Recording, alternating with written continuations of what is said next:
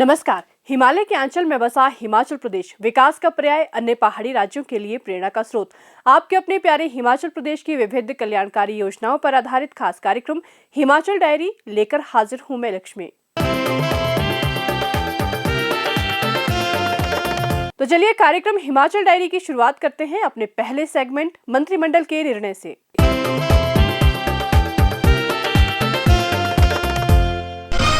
मंत्रिमंडल ने हिमाचल प्रदेश राज्य विद्युत बोर्ड लिमिटेड में 1602 बिजली उपभोक्ता मित्रों की नियुक्ति को मंजूरी प्रदान की। इसके साथ ही 1000 टीममेट्स के पद भरने का भी निर्णय लिया गया। राज्य कैडर के तहत ट्रेनी आधार पर पटवारियों के 645 पद भरने को भी स्वीकृति प्रदान। प्रदेश के विभिन्न मेडिकल कॉलेजों में स्टाफ नर्स के 400 पदों को जॉब ट्रेनी के रूप में भरने को मंजूरी दी गई। ग्राम पंचायतों में प्रशिक्षित मानव संसाधन की संख्या में वृद्धि लाने के दृष्टिगत 300 जॉब ट्रेनियों की नियुक्ति को मंजूरी दी गई।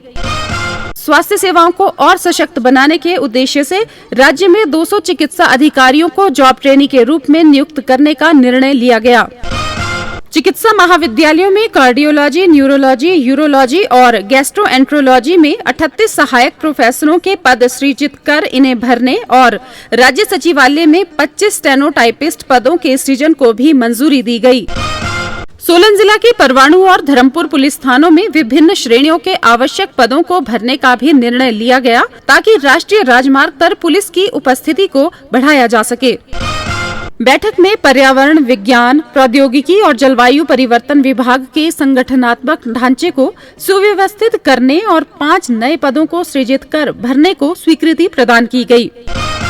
मंत्रिमंडल ने 89 श्रेणियों के कर्मचारियों को लाभ प्रदान करने के उद्देश्य से 6 सितंबर 2025 को जारी उच्च ग्रेड वेतन अधिसूचना को वापस लेने का निर्णय लिया। मंत्रिमंडल ने अगले शैक्षणिक सत्र से प्रदेश के 100 सरकारी स्कूलों में सीबीएसई पाठ्यक्रम लागू करने को स्वीकृति प्रदान की। बैठक में आतिथ्य उद्योग में मुख्यमंत्री स्टार्टअप योजना शुरू करने को मंजूरी प्रदान की गई ताकि पर्यटन और आतिथ्य क्षेत्र में प्रदेश के मूल निवासियों को स्वरोजगार के अवसर मिल सकें। स्वास्थ्य सुविधाओं को और सुदृढ़ करने के लिए मंत्रिमंडल ने प्रदेश के 9 जिलों के आदर्श स्वास्थ्य संस्थानों में 28 डायलिसिस केंद्र स्थापित करने को मंजूरी दी ताकि मरीजों को घर के निकट ही बेहतर स्वास्थ्य सुविधाएं मिल सकें। मंत्रिमंडल ने चंबा जिला के पांगी तहसील के साच में नई उप तहसील खोलने और इसके सुचारू संचालन के लिए आवश्यक पद सृजित कर इन्हें भरने को मंजूरी प्रदान की। कांगड़ा जिले की रे उप तहसील में हटली और मलहंता पटवार वृत्तों का पुनर्गठन कर नया पटवार सर्कल नंगल बनाने का निर्णय भी लिया गया। लोगों की सुविधा को ध्यान में रखते हुए हमीरपुर जिला के भोरंज, बमसन और सुजानपुर विकास खंडों का पुनर्गठन करने को स्वीकृति प्रदान की गई। हाल ही में 2 दिवसीय राष्ट्रीय सहकारिता सम्मेलन का आयोजन किया गया। आइए देखते हैं सेगमेंट विकास गाथा में। गत दिनों शिमला में 2 दिवसीय राष्ट्रीय सहकारी सम्मेलन आयोजित किया गया, जिसके समापन समारोह में मुख्यमंत्री ठाकुर सुखविंदर सिंह सुक्खू शामिल हुए। मुख्यमंत्री ने इस अवसर पर हिमाचल प्रदेश राज्य सहकारी बैंक के साइबर सुरक्षा संचालन केंद्र का उद्घाटन तथा बैंक के सहकारी गान और एक स्मारिका का विमोचन भी किया। समापन सत्र को संबोधित करते हुए मुख्यमंत्री ने कहा कि हिमाचल प्रदेश को कई मामलों पर अपने हकों के लिए संघर्ष करना पड़ रहा है। शानन जल विद्युत परियोजना की लीज अवधि समाप्त होने के बावजूद इसे पंजाब से हिमाचल को वापस नहीं सौंपा गया है। इसी तरह सर्वोच्च न्यायालय के निर्णय के बाद भी पंजाब और हरियाणा के अवरोध के कारण बीबीएमबी से बकाया राशि का भुगतान भी लंबित है। उन्होंने कहा कि पंजाब और हरियाणा हमारे बड़े भाई की तरह हैं और उन्हें अपने छोटे भाई को उदार सहयोग प्रदान करना चाहिए। मुख्यमंत्री ने कहा कि पिछली सरकार के दौरान हुई अनियमितताओं के कारण वर्तमान राज्य सरकार ने कांगड़ा केंद्रीय सहकारी बैंक के बोर्ड को भंग किया। राज्य सरकार सार्वजनिक संसाधनों के अनुचित उपयोग के विरुद्ध कड़ी कार्रवाई सुनिश्चित करेगी। उन्होंने कहा, भारत में सहकारिता आंदोलन की जड़ें बहुत गहरी है, जो वसुधैव कुटुंबकम के प्राचीन भारतीय लोक व्यवहार से प्रेरित है, जिसका अर्थ है समस्त विश्व एक परिवार है। एकता और आपसी सहयोग के इस स्थायी सिद्धांत ने सहकारी समितियों के विकास को महत्वपूर्ण संस्थाओं के रूप में स्थापित किया है। आज हिमाचल में 5,000 से अधिक सहकारी समितियां कार्यरत है। लगभग 2,000 प्राथमिक कृषि ऋण समितियां गांव-गांव से किसानों व ग्रामीणों को वित्तीय सेवाएं उपलब्ध करवा रही है। हमारा एक फैसला था बीबीएमबी से, जो सुप्रीम कोर्ट ने हमारी सरकार के फेवर में किया। मेरा आपसे अनुरोध रहेगा, हमें एरियर देना है 4300 करोड़ रुपया, सिर्फ बीबीएमबी एग्री कर गया है, हरियाणा और पंजाब उसमें अड़ंगा अड़ा रहे हैं। वो हमारा अधिकार है, हमारी संपदा है। और जो हमारे लड़ाई हाइड्रो के रूप में चल रही है, हमें किसी से पैसे की जरूरत नहीं है। अगर हमारी फ्री रॉयल्टी की जो प्रॉफिट 40 साल बाद 80% जो कंपनियां प्रॉफिट कमा रही हैं, हिमाचल को सिर्फ 12% रॉयल्टी दे रही है। संपदा हमारी है। ऑस्टिस सबसे ज्यादा हम होते हैं। पोंग डैम के ऑस्टिस बने हम, बीबीएमबी के ऑस्टिस बने हम। जल्दी से जल्दी जितने भी छोटे किसानदार बागवान लोन हैं, 5 का 15 लाख तक बन गया है, उसका सेटलमेंट की आप हमारे को योजना लाइए, ताकि हम उनको वन टाइम सेटलमेंट करके राहत दे सकें और सभी बागवान, किसान, मजदूर को हम कर्ज मुक्त कर सके। इस दृष्टिकोण से भी हमारी सरकार सोचती है।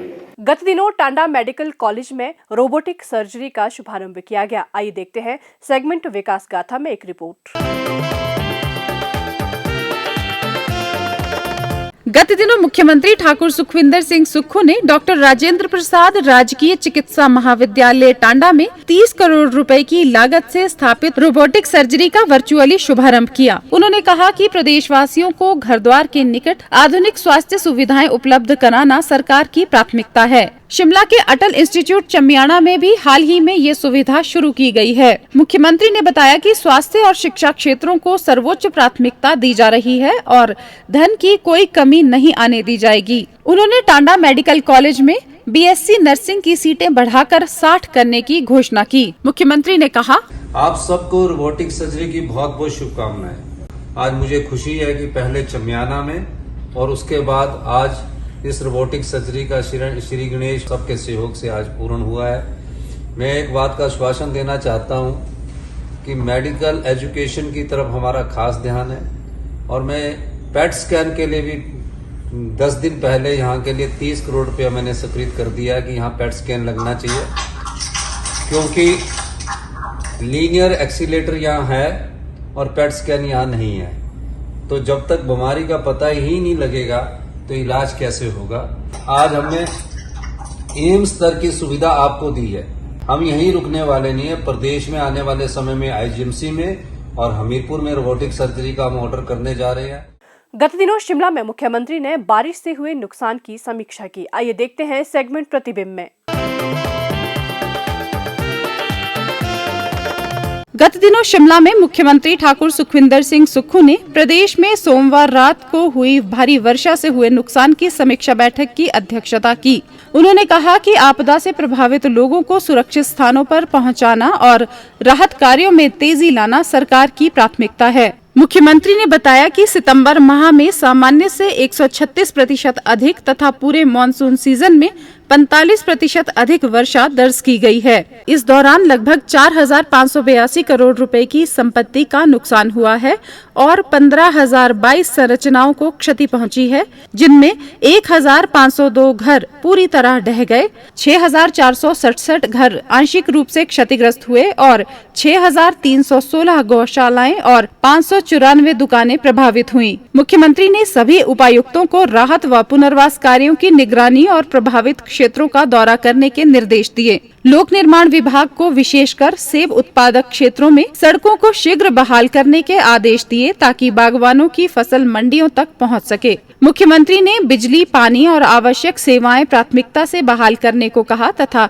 एचपीएमसी को सेब ढुलाई के लिए अतिरिक्त वाहन लगाने के निर्देश दिए। उन्होंने कहा कि जनता की सुरक्षा सर्वोच्च प्राथमिकता है और आपदा प्रभावित परिवारों को राहत पैकेज के तहत किराया सहायता दी जा रही है। पिछले दिनों शिमला में भारतीय रिजर्व बैंक के गवर्नर ने मुख्यमंत्री से मुलाकात की। आइए देखते हैं सेगमेंट प्रतिबिंब में। गत दिनों शिमला में भारतीय रिजर्व बैंक के गवर्नर श्री संजय मल्होत्रा ने मुख्यमंत्री ठाकुर सुखविंदर सिंह सुक्खू से शिष्टाचार भेंट की। राष्ट्रीय कृषि एवं ग्रामीण विकास बैंक के उप प्रबंधन निदेशक श्री गोवर्धन सिंह रावत ने भी मुख्यमंत्री से शिमला में शिष्टाचार भेंट की। चिकित्सा शिक्षा विभाग की समीक्षा बैठक गत दिनों शिमला में आयोजित की गई। आइए देखते हैं सेगमेंट प्रतिबिंब में एक रिपोर्ट। गत दिनों शिमला में मुख्यमंत्री ठाकुर सुखविंदर सिंह सुक्खू ने चिकित्सा शिक्षा विभाग की समीक्षा बैठक की अध्यक्षता की। इस अवसर पर मुख्यमंत्री ने कहा कि राज्य सरकार 1 वर्ष के भीतर हिमाचल प्रदेश के सभी मेडिकल कॉलेजों में उल्लेखनीय सुधार करेगी। उन्होंने कहा कि इससे लोगों को इलाज के लिए राज्य से बाहर जाने की आवश्यकता नहीं पड़ेगी और उन्हें प्रदेश में ही बेहतर स्वास्थ्य सुविधाएं उपलब्ध होंगी। मुख्यमंत्री ने कहा कि राज्य सरकार मेडिकल कॉलेजों की कार्यप्रणाली को सुव्यवस्थित कर रही है। अटल सुपर स्पेशलिटी आयुर्विज्ञान संस्थान चमियाना और टांडा मेडिकल कॉलेज में रोबोटिक सर्जरी शुरू की जा चुकी है और चरणबद्ध तरीके से इस सुविधा का राज्य भर के अन्य मेडिकल कॉलेजों में भी विस्तार किया जाएगा। उन्होंने कहा कि राज्य सरकार सभी मेडिकल कॉलेजों में कर्मचारियों, उपकरणों और मशीनरी की उपलब्धता सुनिश्चित करने पर बल दे रही है। राज्य सरकार स्वास्थ्य सेवाओं को मजबूत करने के लिए धन की कोई कमी नहीं आने देगी। प्रदेश सरकार डॉक्टरों, पैरामेडिकल स्टाफ और तकनीकी कर्मचारियों की कमी को दूर करने के लिए प्रयासरत है। उन्होंने सभी मेडिकल कॉलेजों में उचित साफ सफाई बनाए रखने के निर्देश दिए और कहा कि लापरवाही की स्थिति में जवाबदेही तय की जाएगी। मुख्यमंत्री ने कहा कि राज्य में नर्सिंग स्टाफ की कमी को दूर करने के लिए नाहन, हमीरपुर, कुल्लू और चंबा में अगले शैक्षणिक सत्र से नर्सिंग कॉलेज शुरू हो जाएंगे। शिमला में नारी तू नारायणी कार्यक्रम का आयोजन किया गया। आइए देखते हैं सेगमेंट प्रतिबिंब में एक रिपोर्ट। शिमला में गत दिनों दैनिक समाचार पत्र द्वारा आयोजित नारी तू नारायणी कार्यक्रम का आयोजन किया गया, जिसकी अध्यक्षता मुख्यमंत्री ठाकुर सुखविंदर सिंह सुक्खू ने की। मुख्यमंत्री ने इस अवसर पर विभिन्न क्षेत्रों में सम्मानित कार्य करने वाली नारायणियों को पुरस्कार वितरित किए। मुख्यमंत्री ने इंजीनियरों को अपने अपने क्षेत्र में श्रेष्ठ कार्य करने के लिए the engineering icon of Himachal civil excellency award 2025 भी प्रदान किए। इस अवसर पर मुख्यमंत्री ने सम्मानित नारायणियों को सरकार की ओर से 51 हजार रुपए देने की घोषणा की। उन्होंने कहा, यह बहुत गौरव की बात है कि आज महिलाएं अपनी लगन, मेहनत, दृढ़ निश्चय और काबिलियत से समाज के हर क्षेत्र में विशेष पहचान बनाकर दूसरों के लिए भी प्रेरणा बनकर कार्य कर रही है।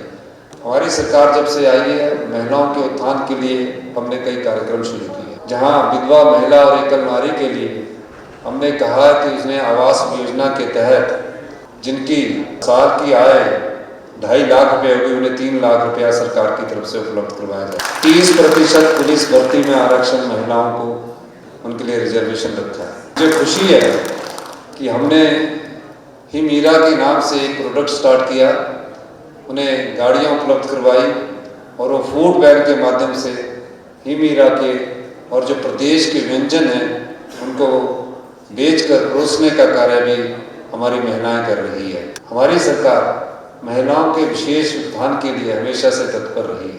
पहली बार लाहौल स्पीति जिला में जहां हमारी विधायक चुनकर बनी, वहां सभी डिसीजन मेकिंग बॉडीज में, चाहे वो डिप्टी कमिश्नर है, चाहे वो एसपी है, चाहे एसडीएम्स है, चाहे डीएसपी है, सभी महिलाओं को एक डिसीजन मेकिंग बॉडी के तहत भारत का दूसरा सबसे बड़े जिले की कमान सौंपी है। हिमाचल डायरी का ये अंक यहीं समाप्त होता है। अगले अंक में आपसे फिर होगी मुलाकात कुछ नवीनतम जानकारियों के साथ। तब तक के लिए दीजिए इजाजत। नमस्कार।